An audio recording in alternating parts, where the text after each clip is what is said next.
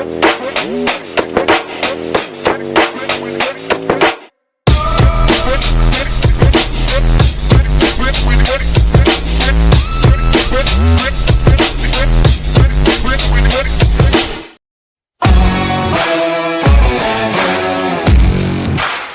tuned into SEC Sunday Night, part of the Chief Sports Network.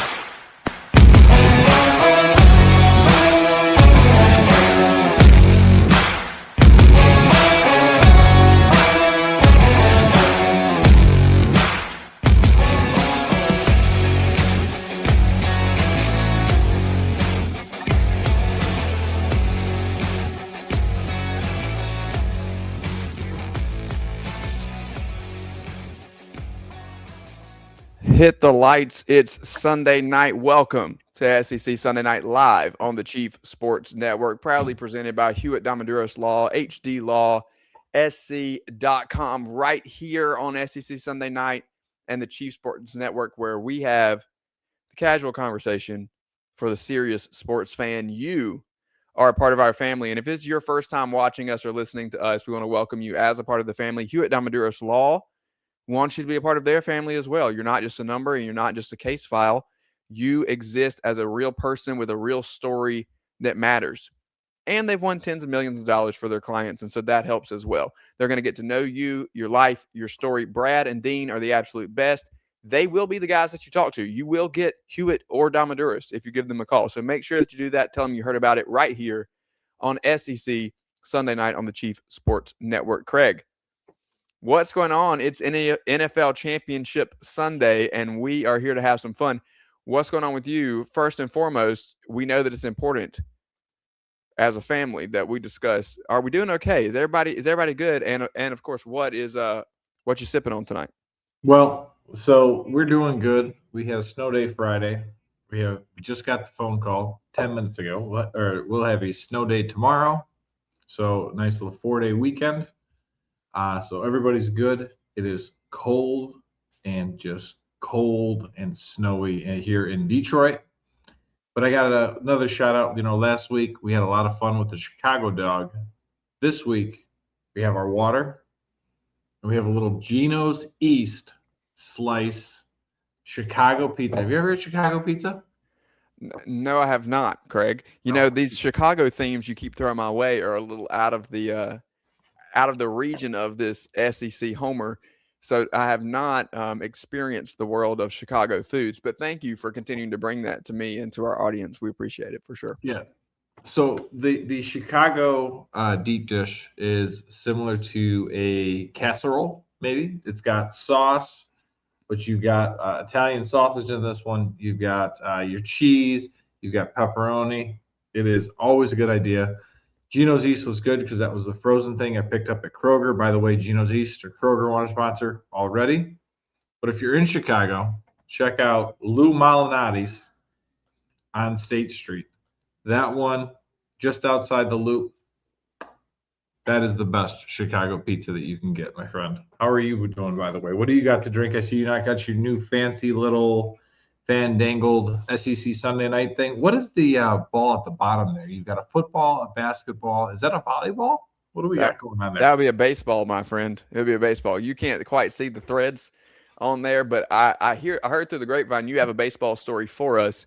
That is not for the top of the show, but for the end of the show, my friend, and we will get around to it. But I am doing just fine. My Patriots, as you can see, are headed back to the Super Bowl, and I'm excited about that as we are here on Super Bowl Championship Sunday. We have a lot of things planned and a lot of fun with you guys tonight. It's gonna be a great time. We have a loaded show with the college football season coming to an end. We're going to tip our cap to that and the national champions in Indiana. We have some college basketball to dive into across the SEC, and we need to look at the 2026 college football playoff format. We also have message boards with Casey coming up, freezing cold takes, and I have a transfer portal rant to get to at some point. But first, we do have Uncle Tony coming in just a few minutes. Tony Siracusa, the managing editor of Last Word on College Football, will be here to take us to the courtroom, break down this national impact between the Duke versus Darian Mensah case. Tony has been at the forefront of a lot of these court cases across the ACC, the AC, as we call it here. on SEC Sunday night. We big fans of the ACK. Big fans of the ACK. I say a little tongue in cheek there. We will see. We need to look into this case, Craig, not because we cover the ACC, but because I believe that this case has a significant impact on the world of college football and on your favorite college football team. And when I say your, I mean you, the listener, you, the viewer. If you are out there, this is an important case because this has the potential to trickle down into the world of college football at large and definitely into the greatest conference in the sport. Now, just want to say hello to some people over in the chat. We've got Eddie checking in from Conway. I'm sure things are a lot better and warmer over in Conway for you, Eddie. Maybe not the best, but I did see some things out in the Dillon direction, Dillon, South Carolina. We're getting a little frosty, and so maybe in Conway. I'm not sure what you got out there. We're good and slushy here in the Columbia area. Craig is covered up with. Yeah, I think we had about 5-6 inches of snow on top of ice. We're at the point where like they put the salt down. Does not even touch it. I got stuck behind one of these road treatment trucks for about a 30-mile stretch on the interstate just the other day. I want to say hello also to Jason over there from Lexington County. Jason, not that far from me. So shout out to the Columbia area listeners. But I got stuck behind this thing. My truck looks disgusting because I was behind this tanker that was spraying the salt solution all over the road. All right. Enough on that for now as we jump to the courtroom. I want to say welcome and hello, as we said a moment ago, to Uncle Tony, managing editor at Last Word on Last Word on College Football. Hang on, I got Tony to show Siracusa is here. Craig has deep dish pizza. No pineapple on this. No pineapple. Yeah, no just pineapple. Chicago deep dish, buddy. That's just fine. Chicago deep dish. Little Italian sausage, pepperoni. Tony, California native and Rams fan, is joining us here as we have 15 seconds left in the first half. Seattle just went up 17-13, and Matthew Stafford will take a snap and get ready to make his way into the locker room for halftime. So we've timed it up well, Tony. Yes, we to did. kind of get you in while there's not actual game action going on. So first of all, how are you? Are you surviving the winter apocalypse that is sweeping the nation and heavily affecting the Southeast, as we do not do well in these types of conditions? Yeah, you know what? I think I have, kind of like storm fatigue. And I think it's because we've been hearing about it on the news for 6 days before the storm even got here, and preparations. And, granted, look, I'm grateful for the information on preparations because I'm not from this part of the world. We don't have these storms in Southern California, but it's like, now we're on day 2 of it here. We're fine. We've got, our whole front and the whole backyard covered in big sheets of ice. Not really snow, but, hardened ice. But, we've been fine. Haven't, lost any electricity or anything like that yet.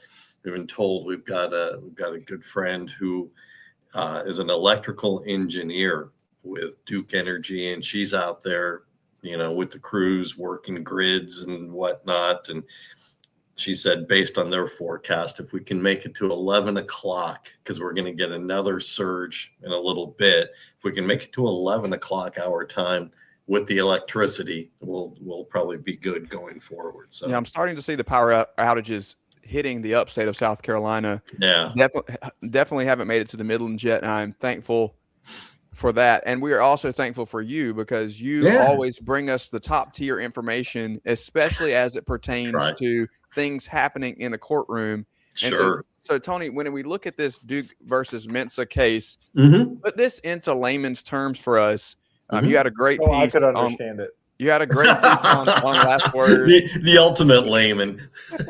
Exactly. We need not lame man, but just layman. No doubt about it. If you could break it down so that every viewer and listener can understand not only what's going on, but then I want to lead into a little bit of how this spills over. But just give us the facts. Sure. Well, look, to start with, if it helps anyone understand how we got to where we are. There's the first brief. We have the entire docket printed out, everything, and we've read through all of it. And when I say we, I mean me and the cats. We've gone through all of it. Look, here's the net is that Darian Mensah had agreed to a 2-year deal with Duke. As we all know, players are signing contracts now, right? The revenue sharing, NIL. Here's what a lot of folks probably don't know is when they think of the NIL and they're looking at it as, well, there's your name, image, and likeness, and you have a sponsor for a car dealership or local pizza place or whatever, and they pay you and you do commercials, whatever. And yeah, that's the way it's supposed to work. What has happened is players are signing over their NIL ownership to the schools for a certain amount of money. And so then the schools own that NIL. They can use it for marketing or whatever. But what it also allows them to do is go over that $20 million salary cap because it's not revenue sharing now. It's the NIL money. So it's a way to go around the rules. And most schools do it now. So he's in year 2 of a 2-year contract. That contract ends in December 2026. He was enrolled in classes. He was taking his classes at Clemson, at Duke rather, and was in his new contract, all set to go. And about 4 hours before the window closed for the transfer portal, which was a week ago Friday, he all of a sudden announces he's going into the portal and is going in with a do not contact label, which we've all learned means there's been tampering. You already know where you're going to go. Somebody has contacted you while you were under contract to somebody else. He knew where he was going. The breadcrumbs led to the University of Miami. Duke said, we're not standing for this. You're under contract to us, and we're not going to just let it go like that. And they filed a lawsuit against him. At first, I was curious why they didn't file a lawsuit against Miami for tortious interference, basically interfering with Duke's contract with their own player. And then I went talking to attorneys. I was told they would have to have airtight evidence of the contact between Miami and Mensah. They would have to have copies of the text messages or emails or whatever the case may be. And, short of that, that's going to be tough to prove. So you go after Mensah to try and stop this from happening. Would that be the type of evidence that Dabo claims to have with? Yes, 100%. Golding? Would that work? Yes, 100%. Yep. Alleged contact. I said claims. Yeah, he did. He got it right. He passed legal muster. It's so they file the suit and they seek a temporary restraining order, stopping him from doing all of this. The judge kind of gives everybody half a loaf, says, I'm not going to grant the temporary restraining order in full. Mensah can go into the portal. However, I am stopping him. I am enjoining him from doing anything once he gets in the portal. He cannot sign over his NIL rights to anybody else. He can't enroll in another school. So he can go in the portal so that the paperwork is done. The first step of a 3 or 4 step process is done. He cannot do anything other than that until the next hearing on February 2nd. That moves us to this past Friday. And Mensah's attorney puts out an emergency appeal that she wants the hearing done immediately. Matter of fact, she filed the motion on Friday morning. She wanted the hearing that day. Her name is Tricia McGee. She's an attorney here in Charlotte. And the reason was the academic calendar. And here's where it gets kind of weird. School has already started at Miami. It started a couple of weeks ago. It actually started before he even entered the portal. It started back on January 9th. So the calendar doesn't work well. Correct. Interesting. Continue. Correct. The calendar works against his argument, even though he's trying to use the calendar for his argument. As we all know, there's about a week and a half window after school starts, the add drop window, where you can add classes or drop classes. That generally is the hard deadline to get into school if you're not already in. That has also come and gone, and that came and went before last Friday's filing by Mensah's attorney, Ms. McGee. So, but the filing had an affidavit from him kind of telling his side of the story, basically saying, if we don't move this up from February 2nd, I'm not going to be able to enroll in Miami or anywhere else. That window will have passed me by. And it's not my fault. Here's the big thing. It's not my fault. I didn't know the academic calendar when I agreed to this new deal with Miami. My advisors, including my agent, didn't really know. And by the way, he didn't name names. He just said my advisor slash agent. We know it's Darren Heitner, who everybody knows from, trying his legal cases on Twitter. And so, but it's like, okay, in most cases, ignorance is not an acceptable defense of not adhering to the rules and regulations, not adhering to your contract. Ignorance is generally not a good defense. Ignorance of others and them not telling you, also not a good defense. But the judge didn't want to slam the door completely. And so what he did was he split the difference. He moved it off February 2nd and moved it up to the 29th, which is this coming Thursday. That will be the hearing where it will be a motion for an injunction. That motion will be put forth or has been put forth by Duke. They understand the temporary restraining order was kind of split. Now this is an injunction. An injunction is a long-term stoppage. A temporary restraining order is you stop until the next hearing or the next day in court. An injunction will stop him from doing anything pending the outcome of the trial. So Duke is going to have to go. It's going to be a little bit of a mini trial, if you will, on Thursday. Duke is going to have to present enough of its evidence that the judge will be convinced they have an adequate or reasonable chance of success at trial. Mm-hmm. And therefore, none of this other stuff can go forward until the trial. And, we all know how the court system works in this country. A trial could be sometime next year, which then puts the ball back in Mensah's court. Do you just give up on that, on making that move?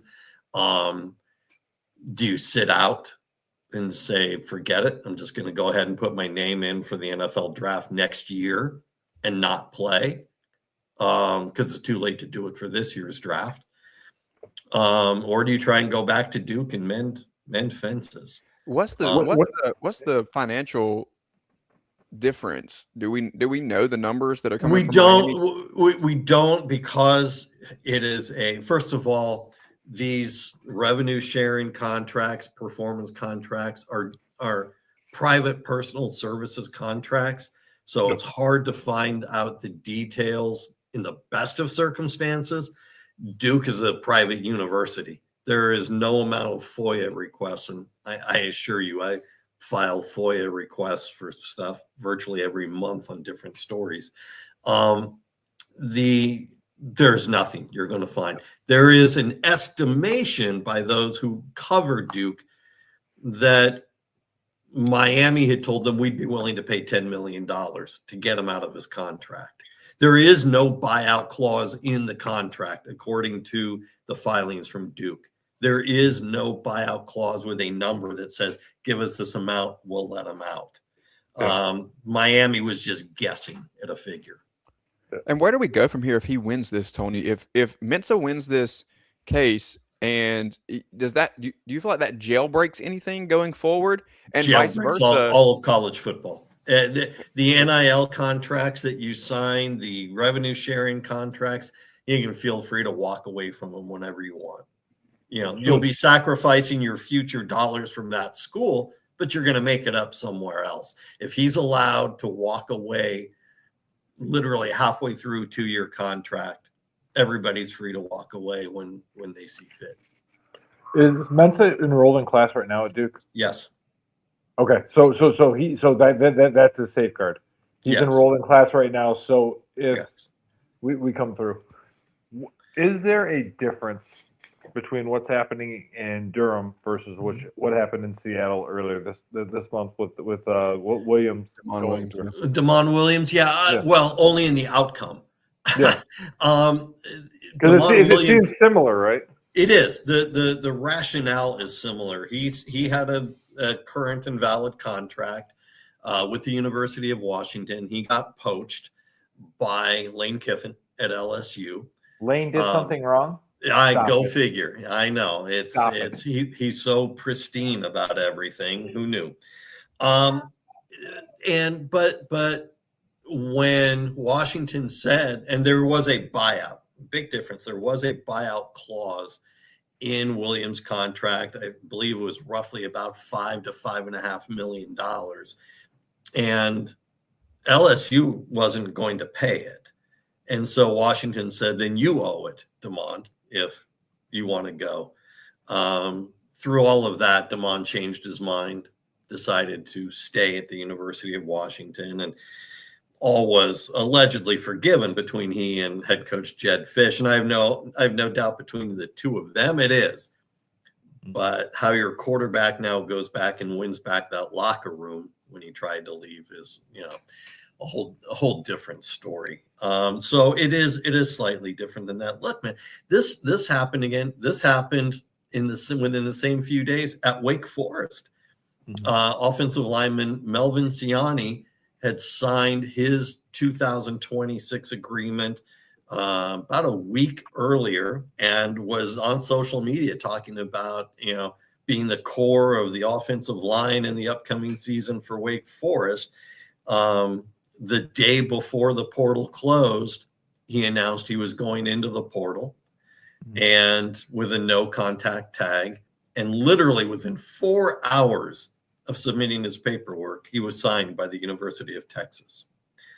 I'll tell you, Wake Forest isn't going to do anything about it. Right. That's just, they could follow Duke's lead, but honestly, it's not who Wake Forest is. The athletic director, John Curry, will, the system, we got to make changes. He's not going to do anything about it. Not when it comes to losing a player like this. So on the flip side, if Duke wins this case, does it set a precedent for more schools to step up, do you think, Tony, in terms of having some backbone that maybe you're saying John Curry doesn't have? But when I think about this happening in the SEC and not somewhere that maybe football isn't even as important, like at a school like Duke, where clearly basketball is the higher priority. Sure. If this happens at a big name blue blood SEC school or even an Ohio State or a Michigan, what type of backbone does it give them to hold their chest out and their head up as they walk into the courtroom if they have a similar situation? Well, I think you put it perfectly in that they're going to walk in with some extra uprightness in their spine for their case. I also think you're going to see more schools where it's possible, where the player has multiple years of eligibility left. You're going to see the schools try and get in more 2-year contracts. But it's not going to be one and done as much. I love that. And I think you have to go look at Ole Miss and LSU, which are saints and never would tamper anywhere. Sure. Halos over their head. They've exchanged coaches this year. They've exchanged a number of players. One of them was the edge, Prince Will Dora. I know I butchered his last name. But the interesting part there was LSU had to pay between $500,000 and $600,000 to Ole Miss for that contract. So I think that's the interesting thing of what I heard from you about Mensah, because I'm a layman and I understood exactly what you were saying. is you may see these multi-year contracts, but I think what's going to happen is just like in these coaches' contracts, there's going to be buyout figures. You can leave and you can go, but it's going to cost you in order to do so. You know what I would relate it to? Two things. One, I think the big difference with the case you brought up, Craig, is it's in the SEC, and Greg Sankey is not going to have this infighting between his schools. Right. Jim Phillips has got a problem between Miami and Duke, and Phillips is sitting there just watching and waiting to see how it goes, and not much more. Two, I think you can relate it actually to, for as little as I follow it, European soccer, Premier League soccer. We want this player. We're going to negotiate a dollar figure with his team to do the transfer, as they call it. So yeah, you say, Ole Miss and LSU, it's going to cost $500,000. Okay, we will now do the paperwork so that the player can go over to you. They don't own the rights to the player per se, but they do generally own the NIL rights. And there's no point in doing the transfer if you're not taking your name, image, and likeness rights with you. Right. Fantastic. Always a pleasure, Tony, to have you in here. I will say this too. Glad to do it. We had a comment here in the chat, wanted to know who we like in this current NFC Championship game. Jason, thank you for being the MVP of the chat box tonight with so many thoughts. If you guys would tell us who you like, we'd love to see that in the chat box as well. We know who Tony likes. Yeah, if it's not the Rams, I'm really not interested in your comment in the chat box or anywhere else. Well, you're not going to like what I have to say. I did pick the Seahawks. They're up 17-13. Second half has just kicked off. So, Tony, we will let you get out of here and cheer on your Rams. I don't get to pick throughout the second half. I don't get to pick. You get to pick, but we're up against the break, and you're going to be here when we get back. Tony, have a great night. Enjoy it. Good luck to your Rams, and all right, guys. We'll catch you soon. All right, be well. Thanks, Tony. 8:27 on SEC Sunday night. We'll be right back after this break. At TriFit Physical Therapy and Performance, we believe true health and peak performance start with personalized care. Whether you're an athlete recovering from injury or just chasing your next personal best, we're here to guide your journey. With expert coaching, hands-on therapy, and transparent cash-based pricing, you get the care you need without the insurance red tape. One client drove 100 miles just to see us and said it was worth every mile. Contact us at trifitperformance.com or 803-353-5619. TriFit Physical Therapy and Performance, where recovery meets results. When playing sports, you want a coach that will fight for you. At Hewitt Diamaduros Law Firm, we've got your back. Whether it's personal injury, insurance disputes, negligence, or wrongful death, our team delivers exceptional legal services that makes meaningful difference in the lives of the individuals and families we work for. Visit hdlawsc.com. hdlawsc.com. Hewitt Diamaduros, we're on your team.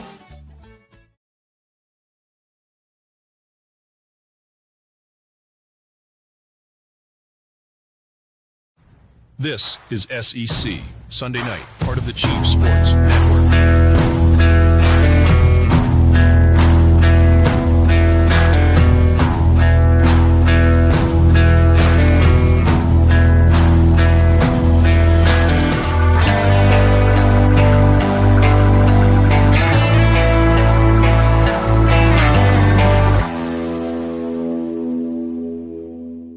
Welcome back to SEC Sunday Night live on the Chief Sports Network, proudly presented by Hewitt Diamaduros Law. Always a fantastic segment with Uncle Tony, very informative, and we trust that he does all of the work and the research and the reading, hours and hours of time, and spends time either in the courtroom or streaming these cases so that he can bring us top-notch information. So from the extremely informative to the... I had a question for him, and then you just totally cut me off. I'm terribly sorry. Let me put it out there in case he's still listening. So, Tony, can you help your fellow last word writer by submitting a FOIA request to Baton Rouge to test the fiscal responsibility that Governor Landry talked to us about when he fired Brian Kelly, just to make sure that LSU is very fiscally responsible?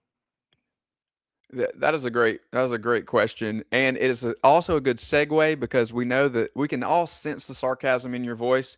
So from court documents I would never be sarcastic. to message board documents, it is time for It Just Means More, genius. And for that, we bring in, as always, our good friend and esteemed producer of the Message Board Genius podcast, Casey Cregan, who I had an up close and in-person encounter with this week. Casey, Wait, what's happened? going on? It's good to see you again. It's great to see you, Rob. I just have all of a sudden looking at Craig, it's like I want to sing, I see a little silhouette of a man, Scaramouche. He's all in black, like Man in Black over there. What the hell's going on with that guy? He's just sitting in the dark. All we see is the white of his eyes. He's dancing in the dark. How many song references can we fit in? That can't sing them all. Wait, can we time out here? Did you guys hang out and not invite me? Yes. Yeah, we did. No. Nice. You were in the group chat. I wasn't in the group chat. In fact, I wasn't invited either. Correcting while you guys. I just sent a picture to the group chat saying that I was doing some research for this show because everyone knows, including Rob's dad, who made sure I knew that he knew who I was, I know you. and who I rooted for. But I was doing a little research for the SEC Sunday night, and the young Robert said, I'm here too, except I was way up in the nosebleeds, right? And he was at the bougie seats. So pinkies up, baby. We did get a chance to hang out. I got an upgrade. I got an upgrade for the second half. So yeah, it was good times. Thanks for the invite, boys. Really appreciate it. You're welcome. Listen, Craig, anytime that you're down here, you're more than welcome to come to a South Carolina sporting event and potentially see me there. But listen, I want to go now. You're in negative degrees up in Michigan. So, all right, let's get into it here because we have some boards that we need to talk about. But I'm more excited about the conversations coming on the back end of these boards with Casey. So I don't often just say let's cut through them really quickly. To start off with, though, we have a smorgasbord of things here. I'm going to zoom in, Casey. Don't worry. But just to start off, MBG says this Ole Miss fan asked AI why Lane Kiffin wants to hurt them so bad. And Casey, if you will take it away as we dive into these broken down reasons. Sure. Steve S. says, my question to AI, if a narcissist breaks up with a woman, is there some psychological reason he'd then want to hurt her? After all, she didn't leave him. He left her. Here's the AI answer. 1, breakups still feel like a threat to his ego. Even if he ends it, the breakup means loss of attention, admiration, or emotional supply, loss of control over how he's seen, a reminder that the relationship didn't turn into the perfect mirror of himself. For someone with narcissistic tendencies. I don't know. It's just cut off. All right, number 2. If I don't matter to you anymore, that's unbearable. What really hurts isn't losing you. It's the idea that you might move on. You might be okay without him. You might see him clearly without the illusion. That triggers shame, and narcissistic shame is often flipped into anger or cruelty because those feelings are easier to tolerate than vulnerability. And number 3, hurting you restores a sense of power. Causing pain can serve a purpose. Reasserts dominance. Quote, I still affect you, confirms importance, you're still reacting to me, and rewrites the story so he feels superior instead of exposed.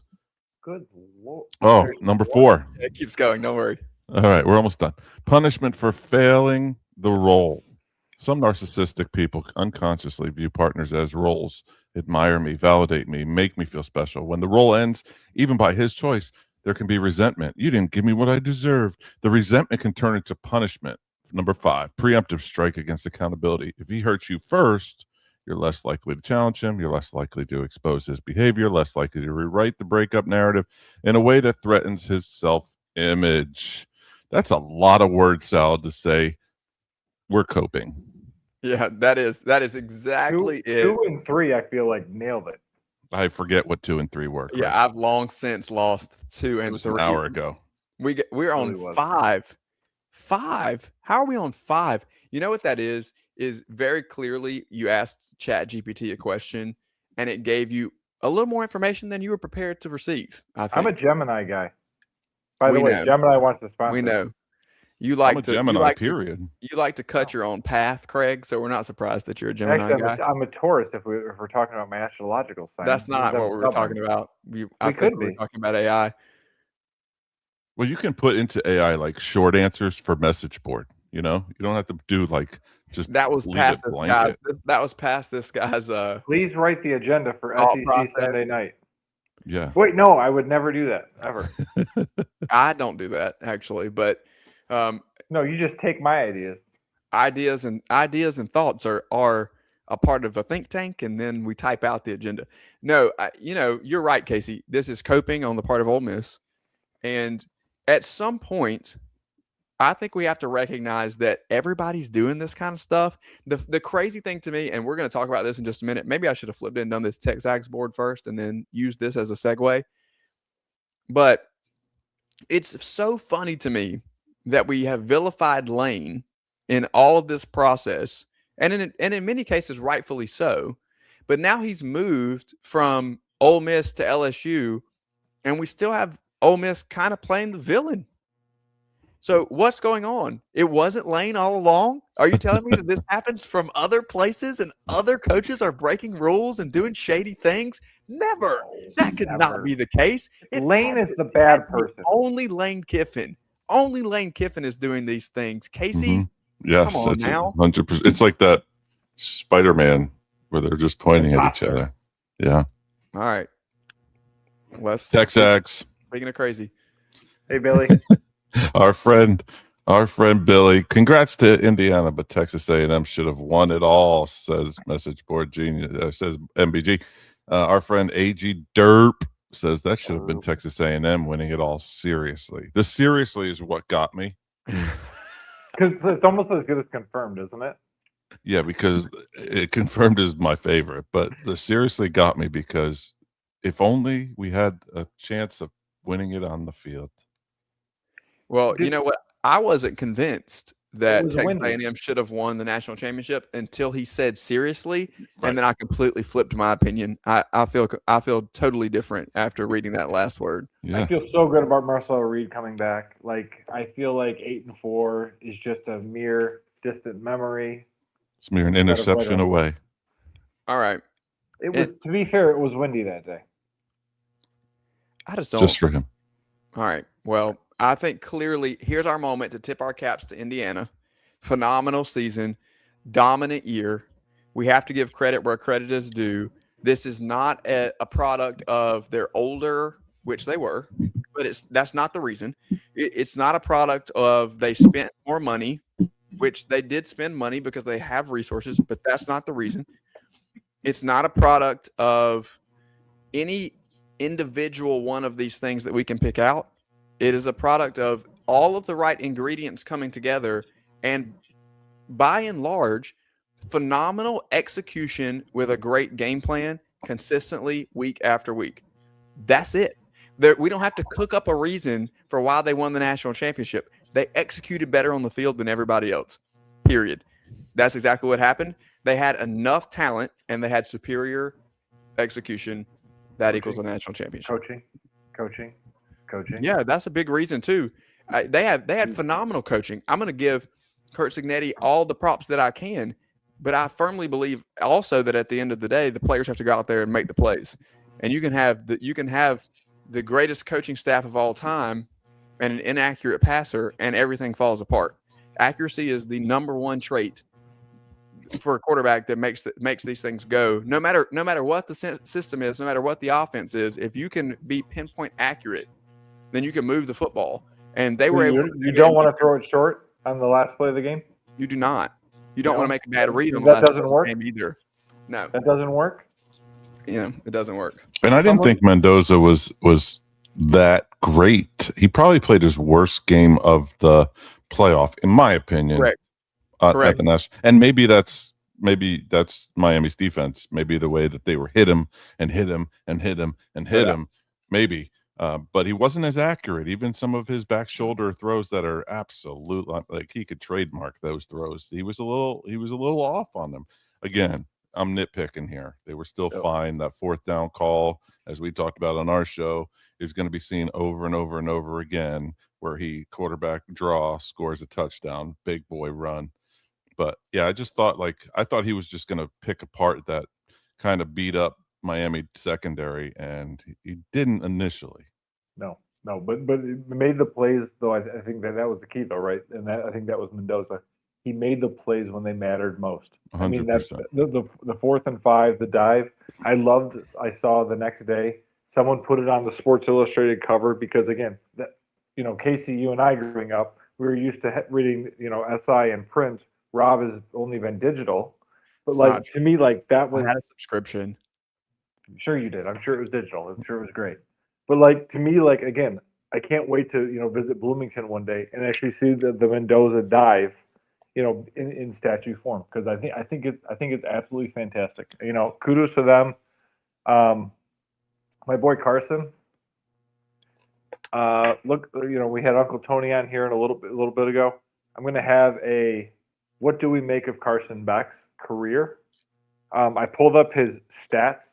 37-6 as a starter, not bad.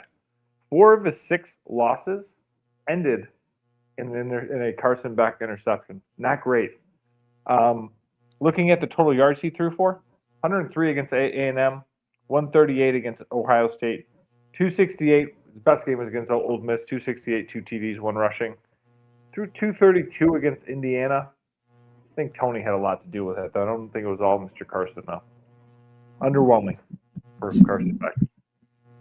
Well, sorry, and at this point in his career, I think he was doing what he was asked to do in the system, and they were heavily relying on the speed of the defense, as has been well documented on this show over the course of the playoffs, and playing a game that was going to work best for them.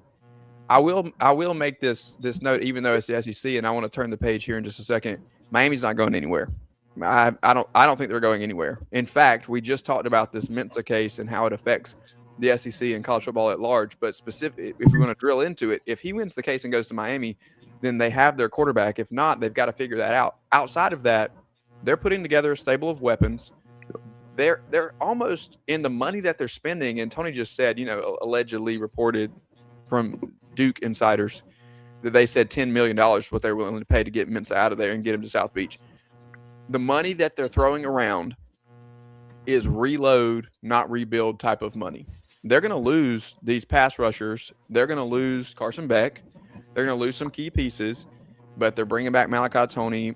They added some other receivers from around the SEC that are going to be playmakers for them and bring a lot of speed. And I don't think that we're going to see them go anywhere. Okay. Speaking of, did you see who Miami also signed though? This also relates to the SEC. Damon Wilson, who's being sued by Georgia. Absolutely. Who was at Missouri. So again, trying to pick that up. But again, I think they grabbed a couple Missouri billable kids. hours and legal team is very excited to take on all of these interesting legal cases. And who cares if it all breaks loose? You know what I mean? And that's the gamble that they're taking, is that if we're just going to rattle the cage until all the chains break and fall on the floor and it's a complete free-for-all, then that's what they're going to do, and then go try to win football games. Okay, it's 8:43 on SEC Sunday night. The Seahawks lead the Rams 24-20 with 8 minutes and 10 seconds left in the third. Casey, let's go to Clemson, South Carolina, as we see the battle between Dabo Swinney and Pete Golding has ignited this week. If there was anybody that you shouldn't tamper with, let's just call it what it is, it was probably Dabo Swinney. I think that he sits in a position where if he has to pull a Saban and hang it up because he doesn't like the state of college football, he's just about willing to do it. And so he's doesn't care. Other coaches care about calling people out and staying in good standing, and I don't want to get blackballed by this person or this organization or this thing. I don't think Dabo cares. Your take as a Clemson guy and somebody who's tied in well with the school and in the know, we've got a prominent SEC program now. Can we say that about Ole Miss? Are they prominent? a prominent SEC program who was just in the semifinals for the college football national championship versus a two-time national champion AC mainstay, ACC power in Dabo Swinney and Clemson. And we see a common theme in college football now being put on full display and kind of the guts being spilled out of what this process looks like. Your thoughts and analysis, Casey? Yeah, so I'm going to maybe surprise you both and say that this wasn't about Ole Miss. I think Ole Miss is the scapegoat, and their fans are responding as such of the broken system, right? And I think the tampering, Dabo said it perfectly the other day with the tampering 101, 201, and 301, how he was saying to a next level. Yeah. The thing that I think the tampering is going to happen, right? That's 101. That's what Ole Miss team was talking about with LSU coaches, with that they're talking on the field during their playoff run, saying, "Hey, you know, come to." That's 101. That's just coaches or assistant coaches talking to players, kind of planting that seed. I forget what he said about 201, but the 301 is where the kid's literally enrolled and he's sitting in class and he's still getting text messages from the head coach. And then, of course, the agent doesn't know about it, right? The agent plays dumb. No clue. So I think it's I truly believe it's less about Ole Miss than the whole system. And I think, Rob, you're spot on. I would not be surprised if Dabo hangs it up sooner rather than later. I think he's going to play this season out. But I would not be surprised, even as a Clemson guy, if he hangs it up like Saban.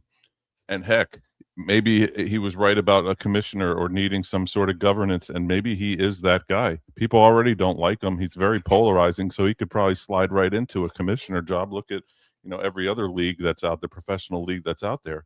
He's going to do what he believes is correct, whether or not people think it's correct or right. He's going to do it.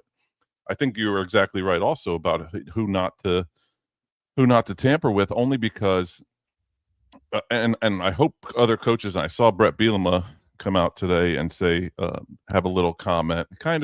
He played Switzerland a little bit, but he actually backed Dabo as well. I wish I had that quote pulled up, but I didn't. Again, it's not even about the Ferrelli kid, God bless him. I think Dabo was pissed too because he was told by the kid multiple times that he was fine, everything was fine, and then all of a sudden he catches wind that the kid's in the compliance office trying to get in the portal again after he was told by 12 different people. The thing I really liked too was that he's got receipts.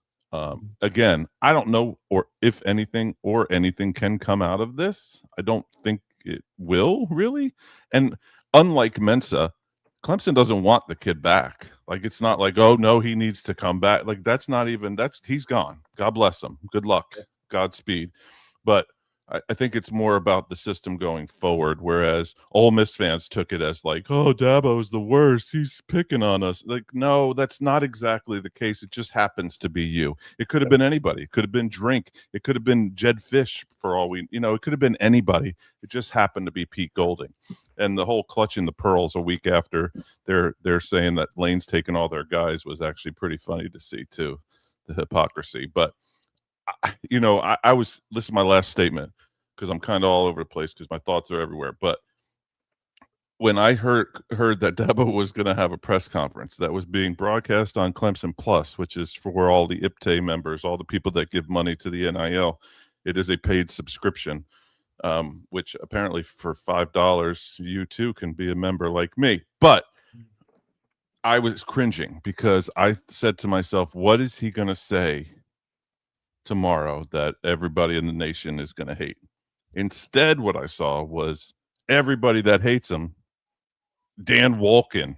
I wouldn't say that David Hale hates him, but David Hale and him have battled over the years from ACC Network. David Hale, everyone outside of Ari Wasserman nationally were like, yeah, Dabo's right here. He kind of peeled back the onion a little bit, right? Everyone knew it was happening, but now we were putting it front and center for everybody to see. I don't know what's going to happen. There needs to be some sort of governance because, quite honestly, the penalty for this right now is, finger pointing. That's it. There is no penalty, right? What the penalty should be, I'm not sure. It certainly shouldn't be death penalty or anything like that. But I think the point that Dabo was trying, I think, and this is me trying to read this man's mind, he's as scattered as I am when he's talking forever, is like this has to stop. There has to be a governance of some sort. If they're going to do the tampering 101, cool, that's fine. Let's stop it at a point. And right now, there is absolutely no governance to stop a thing.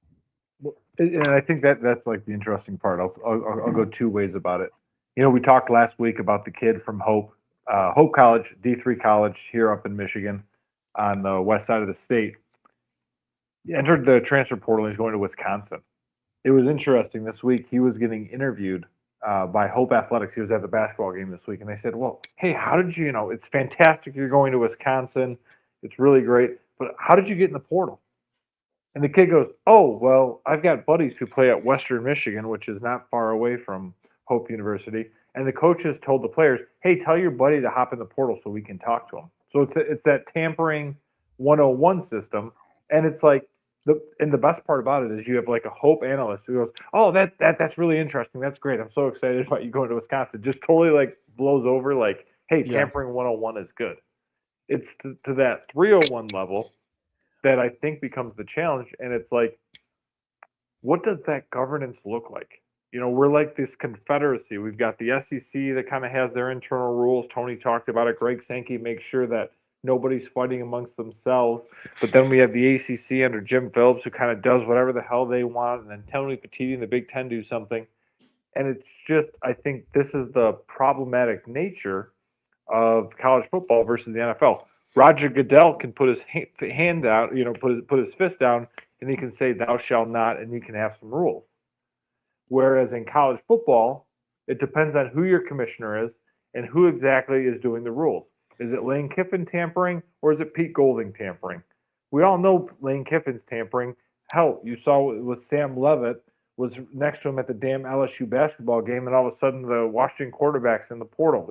What's happening here? So it's like, I wish I knew to say, like, I feel like, oh yeah, tampering 201, tampering 301, we can stop that. But I think it's kind of like, it's just the world we live in now. And again, it's not me ripping on Dabo or thinking that Dabo is wrong. I think that's a weak argument, and I think that's the problem. And I know the piece that Dabo was getting ripped on. I'm sorry to interrupt you, Craig, but I think the thing that Dabo was getting ripped on is everyone's doing it.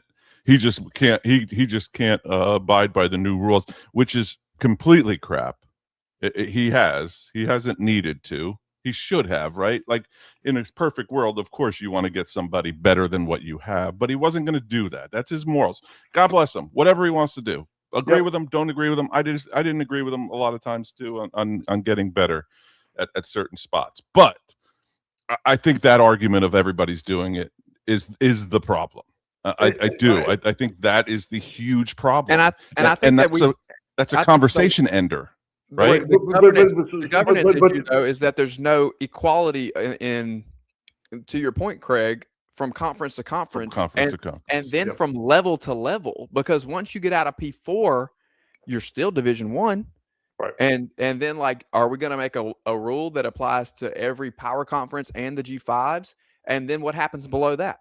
Does it trickle down? You know what I mean? Like, there's way we're seeing it in high school. In this exactly. State, Rob, there's way too many puzzle pieces that are different sizes and levels to put one governing body together, and that's been the struggle ever since the transfer portal and NIL became a thing, and it unleashed all of this chaos because they came into the world at the same time, and they were like gas to a flame on each other, shifting the college football landscape. And in the background, we literally had shifting happening because of conference realignment. Yeah, so you have so many moving pieces and so many levels.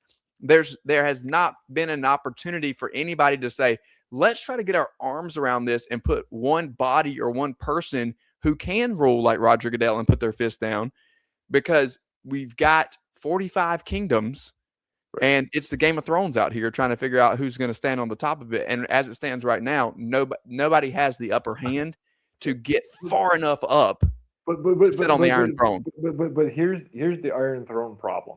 And Casey, I'm going to respond to you first. First, I'm holding 2 points. Everybody's doing it.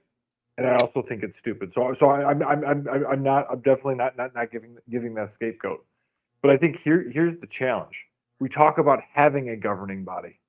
Last year, the College Sports Commission came out and said, "Hey, we're going to get NIL in here, and we're going to take care of this." Again, outside of the NCAA, it's a governing body that's supposed to review everything. And Tony and I, in our writer's chat in Last Word, he's like, this is what's going to happen. And I said, and where's the enforcement piece of it? And this is the same argument I'm going to make about whether we're looking at tampering 101, 201, or 301. We could have the Tampering Sports Commission. Who is actually going to give these people teeth to make that enforcement? Because just like the College Sports Commission said, hey, we're going to do all of this, and then all of a sudden, Texas Tech and all the boosters say, whoa. That's not going to allow us to get and be who we want. We're not signing that. And to me, this becomes the issue. It is not a cop-out, but shows the chaos and the problematic nature from which we're at with college football right now. I also think the thing that, again, I'm going to say it again, my last point, but I think the thing that Dabo harped on too in his second piece after Athletic Director Graham Neff talked was about the calendar. And Rob has been talking about the calendar since I've been on the show. And he laid it out an idea, not what it should be, but what he thinks could work in order to limit, not get rid of. And he said that, not get rid of, but it might get rid of that 301, right? And another piece that I hate, and I'm that old man yelling at clouds thing, is the fact that I wish I pulled the numbers again, but I'm lazy. 9,000 kids enter the portal, and I'm not off by that much. Only 3,300 are going to get spots. Yep. I know we're now athlete student, but at some point that's got to change too, where they have like the calendar. Kids are missing, like Tony was saying before on this show. The kids are Mensah's missed 4 weeks by the time that this thing will be over, right? 5 weeks. You won't even take a midterm, right? There's 16 weeks in a semester, right? Like it's not about. I know it's Carson Beck said it, right? I haven't worried about class in 2 years. I get it. Again, old man yelling at clouds. But at some point, that calendar's got to jive with the school too, man. That just, or else professionalize the whole damn thing. Approximately 6,700 Division I players entered the portal, and approximately 1,200 on FBS scholarship are still in as of right now, according to a quick search there.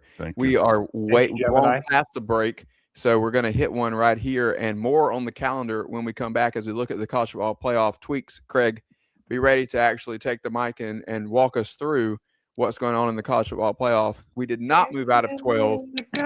What changed? And how can the calendar maybe help us get back on track? We'll be right back after this. When playing sports, you want a coach that will fight for you. At Hewitt Diamaduros Law Firm, we've got your back.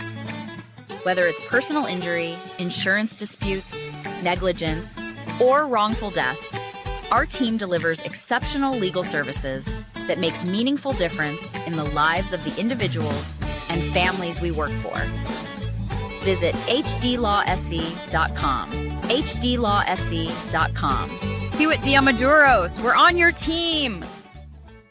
Oh man, the building is on fire. Emergencies and accidents happen. When you're in the middle of a fire or water event, all you want is for things to return to normal as soon as possible. Resto Pros of the Midlands is with you, guiding you through the process and working with you to get your home or office back in working order. They'll answer your questions, discuss procedures, and can act as your advocate when it comes to processing your insurance claim. RestoProsMidlandsSC.com. Open 24/7 when you need them. Quality that is guaranteed. At TriFit Physical Therapy and Performance, we believe true health and peak performance start with personalized care. Whether you're an athlete, recovering from injury, or just chasing your next personal best, we're here to guide your journey. With expert coaching, hands-on therapy, and transparent cash-based pricing, you get the care you need without the insurance red tape. One client drove 100 miles just to see us and said it was worth every mile. Contact us at trifitperformance.com or 803 353 5619. Try Fit Physical Therapy and Performance, where recovery meets results. Yo, what's up? Baby, let's go!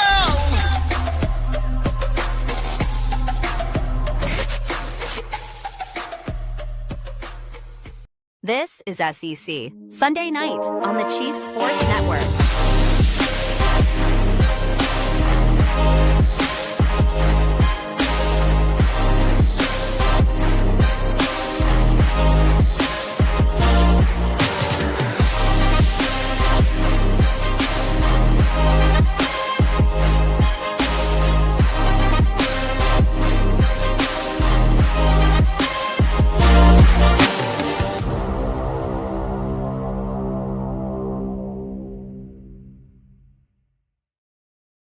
Right, live on the Chief Sports Network and proudly presented by Hewitt Damaduros Law. I am Rob Williams. He is Craig McMichael, and we did not get an expanded playoff beyond 12 teams for a 2026-2027 season, but there were a couple of tweaks that I think are notable. Craig, give us your thoughts to start off with, and then I'll tell you all the ways that you're wrong.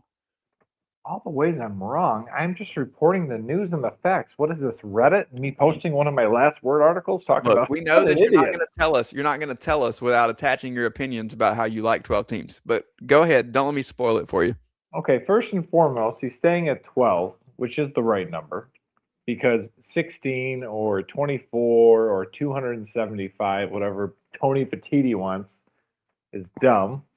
So college football playoff committee got together all the presidents of the various conferences and the Big Ten, and basically found out the Big Ten and the SEC were diametrically opposed. So rather than making any changes, they came out this week and they said, hey, we're going to stay at 12 for next year. But yet again, for the second year in a row, we've only been in this playoff now. This will be the third year. We're going to change it up just a little bit again, because we want to keep changing things because we're trying to fix things, and we're really not trying to fix anything at all. So the first change they made is called the P4 protection. The P4 protection guarantees that the SEC, Big Ten, ACC, and Big 12 all are going to be secured spots in the college football playoff. Why is this a change, you ask? Well, because Duke, who can't apparently pay for their quarterback, won the ACC this year and did not make the college football playoff. So to make the ACC and Big 12 feel like they're big boys, like the SEC and Big 10, they were placated. Is this what you mean by me giving my opinion, by the way? No, I agree with these opinions. So I'm okay, good. Pushback. Good. So the four are guaranteed there. Second, there is one guaranteed fly like a G6 spot. This year we had James Madison and Tulane. Well, now we're just going to make sure we just have one, so we don't have too many G6 teams. Another blowouts. Another one we have is Notre Dame, because they have lots of money and influence. The good Catholic boy, Mr. Craig McMichael here, says that as long as Notre Dame secures a top 12 spot in the college football playoff, they will be in the playoff. So we're all about, making sure that people are given spots. The SEC is getting a spot, the Big Ten's getting a spot, the ACC, the Big 12, Notre Dame's getting a spot. Great. Now, here's what they didn't solve. The top 4 seeds are still going to get byes. The playoff is going to go out into January 25th next year, 25th, 26th, something crazy in Las Vegas next year. Watch for SEC Sunday night, maybe to be live from the Palms. Fantastic spot. Get on that, JB. Let me know what's happening. But here's the bigger question. If these rules were in place, how would the playoff be different? Well, let me tell you, first and foremost, 2 teams would be in, 2 teams would be out. The 2 teams that would be in would be Duke and Notre Dame. Duke would have ended up playing Oregon up in Autzen, and Notre Dame would have been playing in the very windy Kyle Field down in College Station. Who would have been out? Well, your James Madison Dukes. and Carson Beck and the U. The team that made the semifinals would have been out based on this criteria. Makes perfect sense, right? Let's tweak it to get the team who proved that they belong. I hate this. I hate looking at playoff performances as a way to prove or disprove whether or not you should have gotten in, because you're getting in based on your regular season. And if that's not the case, then what the heck are we doing? But at the same time, we all knew all year, except for you, because you don't like Carson Beck. We all knew all year that Miami was one of the most talented teams in the country and deserved to be. I never doubted they weren't talented. I just don't think they deserved a playoff spot. I thought Notre Dame was playing a hell of a lot better in November than Miami was. So I would have guaranteed that. No, I guarantee you that Notre Dame would have gone just as far as Miami in that playoff. We'll have to agree to disagree on that hypothetical that Notre Dame makes that same run. Bring on the hypotheticals.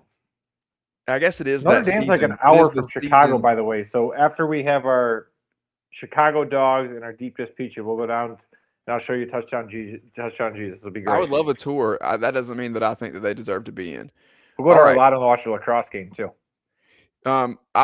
Quick shout out again to the chat box. Craig Godwin, our friend, is there highlighting a taunting penalty that allowed the Rams to go down and score. Momentum potentially shifting here in this NFC Championship game as they pull within 4. It's 31-27. Seattle Seahawks have the ball with a 4-point lead and just under a minute left in the third quarter. Okay.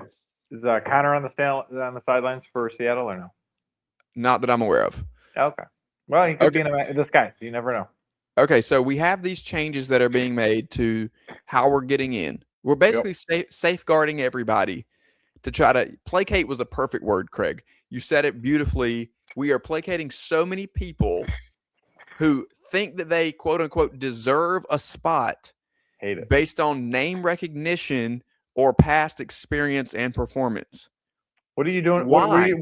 So what's your change? I kind of want to throw out AQs completely, to be honest with you.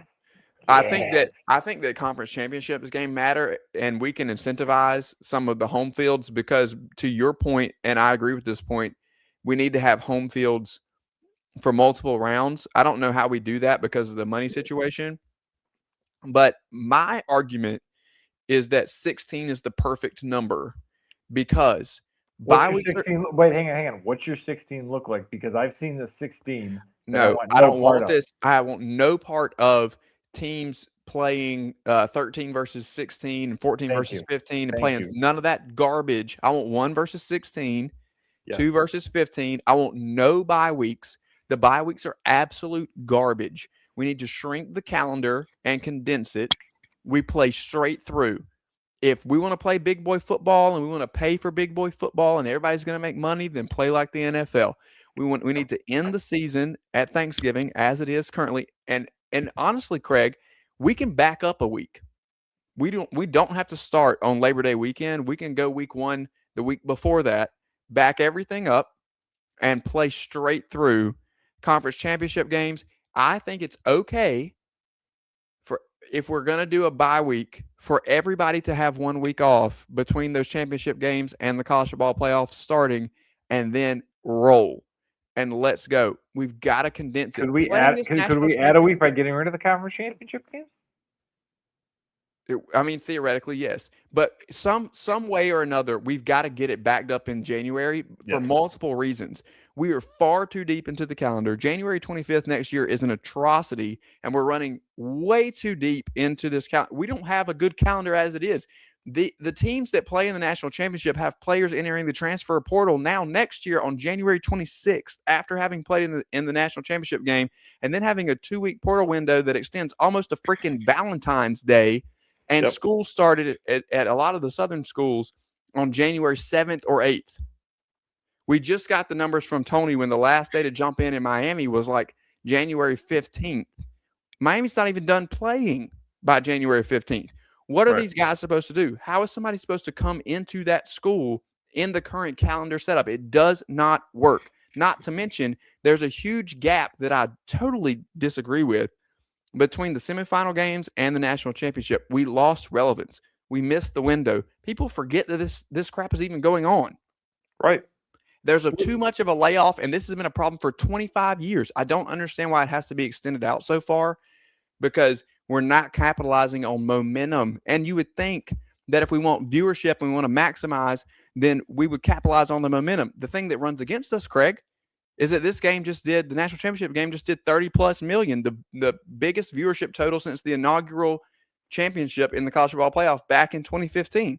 Right. So the viewership is actually still increasing. So our argument that people are losing sight of it or forgetting about it, or it's not at the forefront, and we're not capitalizing on the right media window, and we're not capitalizing on the momentum, and we're not getting the players in the best position, all that is getting tossed aside by the people who have found themselves in a position to make a decision, because they're still in their mind maximizing their profit because viewership is still increasing.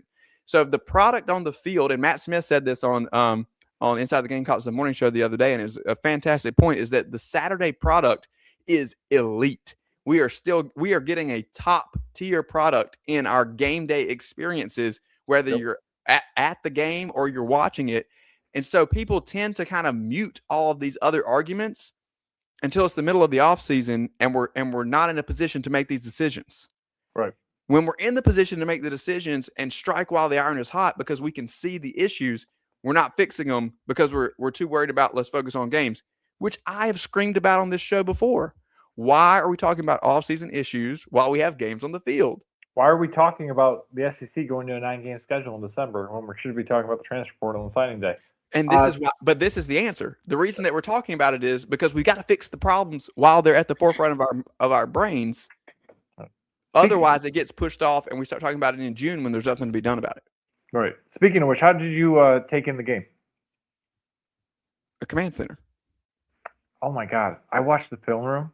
It was so good. Chiswick, I do love the film room. Chiswick, Gundy, and Dave Clawson put on a masterclass. Very interesting combination. I still don't know who Steve Adazio was yelling at, though. Like, every time Steve Adazio came up there, he was, like, yelling and getting all intense, and I was just like, Steve, calm down, bro. Like, very ACK coach's film room. Well, you had to play. So here's my question: where was the SEC coaches there? Chiswick. Chiswick. So, but here's, you say Chiswick, but Chiswick's on the ACC network. Yeah, but he's been on both. He worked for the SEC network as well, and he coached Cam Newton at Auburn. That's his biggest moment of success. He got a deal for Cam Newton based on what the current rate is for a quarterback. Absolutely, but that's his calling card, and that's his biggest moment of success, even though he's been on some hell of a defensive coordinator. Real good defensive coordinator. Okay, we're a little off track here. Let's bring it back here as we talk about the setup. I think that we can agree calendar needs to be condensed, and we need to get rid of bye weeks. You think 12 is a good number. I think 16 is a good number. But regardless, the changes that need to be made need to be made. Here's something I want to say. Could you do 12? So here's why I say you keep 12. You ready?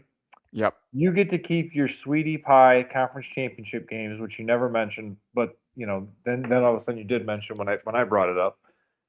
But you play the week after is that first round of games. Then the week after that, so you get one week off between the conference championship, and then you get to play those quarterfinals. I think that is a hell of a lot better than taking off 3 to 4 weeks. What we saw this year with like the Sugar Bowl and stuff like that. Yeah, we can't take that much time off. I think it just hurts everybody. It diminishes the product, to be quite honest, which again is a devalued argument because the viewership is still up. So it looks like it's a good product, but as football people, we understand it's diminishing the product, right? Another thing that I think is diminishing the product, and I'll turn the page here before we go to basketball to get out of here, is transfer portal rankings. We talked a lot about winners and losers in the transfer portal last week, and I kind of highlighted that it's very easy for us to say that LSU, Ole Miss, and Texas won the transfer portal because they're 1, 2, and 3 according to 24/7's rankings. On3 did a little bit of a different setup when it comes to those rankings, but still you have those three teams close to the top, if not at the top, right? Mm-hmm. However, I'm going to take LSU as a case study here because they're number 1 in the transfer portal rankings. They have the number one quarterback, the number one edge player, and the number one offensive tackle in the portal. Sam Levitt, Jordan Seaton, and Prince William and Mellon. Okay? So in those three players, you have this number one ranking that is attached, which therefore sets an expectation for LSU that it's college football playoff expectation is the bottom line, and it's really national championship or bust in Baton Rouge for Lane Kiffin in year one. An absolutely ridiculous expectation to put on anybody, especially considering we have no way to truly verify transfer portal rankings. Nope. This is a minute ago we said that we can't govern college football well with one governing body because there's too many levels and there's too many differences between conferences, even if you're in the same level. In a similar way, we can't accurately project the career of a transfer portal guy because we have guys in the portal that were short-term signees that are basically high school players that were out of school for 2 or 3 weeks and hit the portal because somebody else came in. So they're getting a different rating than what they got for their high school rating, but nothing's changed. There's been no football played. They just enrolled at one school, sat in a class for 2 days, and then hopped in the portal. We have guys that have been one and done warriors who have had a breakout season as a freshman, and now they're going to go level up and make money somewhere else. We have guys who are fifth-year seniors who have jumped from school to school to school. We have guys that are fifth-year seniors that have never played and are now moving from one school to another. There are so many different variances and stories, and we're putting all these guys in a pot and trying to evaluate them on the same criteria and put them on a rating scale to say who is ranked where. And then it's unfair to coaches, to teams, to fan bases, to set expectations everywhere to say, this is the number one player in the portal. And then that team has a hype train attached to that player. Sam Levitt is a great quarterback. Is he the best quarterback in the SEC going into next year? Quarterback. I think he's a good quarterback. He's a college football playoff quarterback. We can say that. Okay. He's been there, done that. Is he the best quarterback going in the SEC going into next year? No. He's not even the best. So he can't be the best quarterback nationally because he's not even the best quarterback in the conference that he's in. But he's ranked number one in the portal. So, we've got this grand quarterback that's going to lead us to the promised land in Baton Rouge. All right. I just don't think that it's fair. I don't think that it's stable. I think that it sets up for people who love LSU to go, oh my gosh, Lane is killing it. We've got number one this, number one this, number one this. We're going to be number one. And then you have LSU haters who are going to come in and say, if Lane doesn't do something with this roster, he sucks. Like he can't coach at all. He's got maximized talent. We don't know that. No. Fernando Mendoza was not the number one portal quarterback in the rankings last year, but it turns out he was the number one quarterback. Speaking of which, newsflash, we can get these rankings wrong. And with the transfer portal, they're wrong at a higher clip because it's just so much more unpredictable. This is not 20, 30 years of evaluating high school talent and knowing that landscape. We have not adjusted to the landscape of the transfer portal nationwide and putting accurate rankings on these players. It's just setting unrealistic expectations. We are setting ourselves up for freezing cold take after freezing cold take, which I'm here for because I love that segment and I love our guy. And we're going to continue to highlight people's bad takes, including ours. But this is a setup to make bad takes. No, it is. So you look at last year's the transfer portal rankings. It's from 247. Yep. Indiana was number 25. But let's take a look. Let's take a look at your top 10. You ready? Yep. Oh, you know who else was number one last year? LSU. Texas Tech was 2. That worked out good for them. Miami 3. It worked out good for them. Ole Miss good. Oregon great. Number 6, Florida State. How'd that work out? Number 8, Auburn. How'd that work out? Number 9, North Carolina. 10, Kentucky. So exactly. And all I'm doing, listen, I got to be your hype man sometimes. So I'm supporting you. I'm not always going against you. I got to show some love for my guy because Rob brought it correct, and those numbers really back that up. Yeah, I appreciate you kind of putting a little bit of meat to the bone there because it highlights it perfectly. And we're going to sit here because we don't really have spring football. It looks like it's going away, and it's going to be less than relevant. And we have no spring portal anymore. Nope. The season's over, Craig. As soon Now as what are this, we going to as talk soon as about? this, exactly, as soon as this portal window truly closes, because we still have some lingering decisions out there, couple of things, we're gonna start riding these hype trains, and a lot of it's gonna be based on transfer portal rankings. And you just proved it right there. We don't know. These numbers don't prove anything. All right. One last thing before we get out of here, I want to highlight a couple of things for us at SEC basketball coming up this week. Things to watch on Tuesday. Georgia goes to Tennessee or hosts Tennessee at 7 on the SEC Network, and then Kentucky goes to Vandy at 9 o'clock. Big matchups there on Tuesday, followed by big matchups on Wednesday as Texas goes into the jungle at Auburn, highlighting that midweek 7 o'clock ESPN 2. And then Saturday we have A&M at Georgia, Kentucky at Arkansas, Auburn at Tennessee, jam-packed day. And then, Craig, the one that I'm really interested in, on Sunday, a huge matchup between Alabama and Florida in Gainesville. It's already heated. Todd Golden went on the air this week and talked about the Alabama situation where we have G League players coming back to college. And he said, and I quote, "We'll beat them anyway." Here we have it. He didn't have a problem. A matchup, exactly. And Tennessee didn't have a problem calling them out on Twitter either. That was so good. So the matchups are getting a little more heated. The coaches, the social media controllers, if you will, and certainly the players and fans are starting to see this season taking form, and we're starting to talk a little bit. National championship confidence is speaking loudly in Gainesville. We will have David Soderquist of High Top Sports covering all things Florida athletics with us next week to talk about Florida basketball coming right out of that matchup with Alabama. We'll get live instant reaction from him as soon as the game is over. We'll also talk about John Summerall. He has some great takes and ideas as he's been able to observe what that transition into the Summerall era has looked like in Gainesville. Now, before we get out of here, we want to make sure that you're watching that basketball all week as we get ready to talk about it next weekend. I want to remind you to follow at Projection Sports, PROJ Sports, for our guy Tyler Markley, not only giving you schedules every day, but also giving you quads to watch for each night. He'll let you know what type of game your team is playing in, quad 1, quad 2, quad 3, quad 4, who the opponent is. It's a complete breakdown. It is beautiful. It cuts a lot of research out for you so you know what type of matchup you're walking into. Speaking of not having to do research and looking at the matchups, before we get out of here, I told you before that we had a little baseball anecdote to close out the night. Craig, somebody told me this week that you once had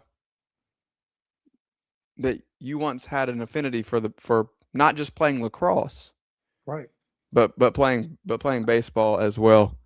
Get us out of here with a story about the greatest tryout of all time. Yeah, well, so I was a NAIA NAIA lacrosse athlete at the University of Michigan, Dearborn, which I was very proud of. But in March of 2006, my brother and I decided, went down to Lakeland for his 21st birthday, Lakeland, Florida. We wanted to go see the Tigers play. Well, the Detroit Tigers had an open tryout. So we showed up.